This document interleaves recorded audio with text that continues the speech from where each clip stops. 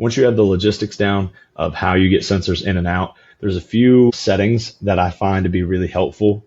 When you click on organizational admin and then manage organization, it's going to bring you to this page here. Most of the settings within the stats page and within the platform as a whole are configured like Google Sheets, meaning that when you make the change, it automatically saves it. But some of those functions are not.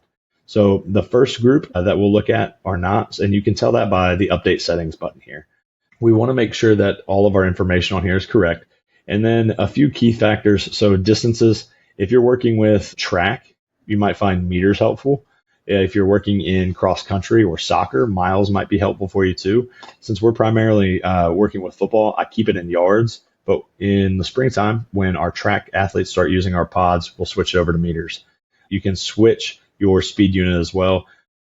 You can add additional coaches. So you can just simply type their name and press add coach with their email, send them an activation email, and you can manage your coaches here as well.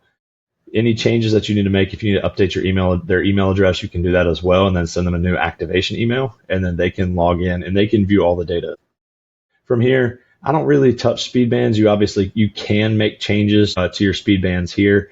One that I use quite frequently is our personal speed bands, especially for sports like football. I don't necessarily want to know how many yards over 6 mile an hour or how many times an athlete hit 15.6 mile an hour. My biggest thing is I want to know relative to their PR, to their all-time top speed, how is their performance? I want to know a sprint count over 90%. I want to see their yardage over 70%.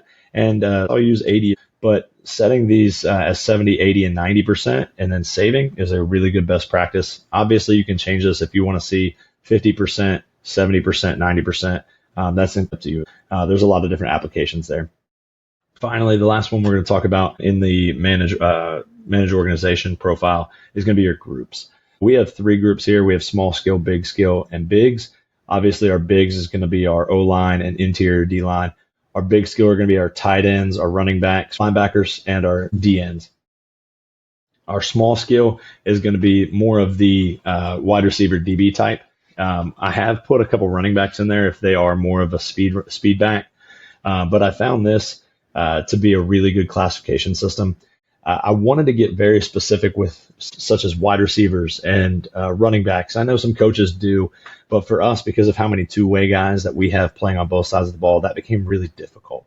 So this classification system of having these 3 made my life easier when it comes to managing.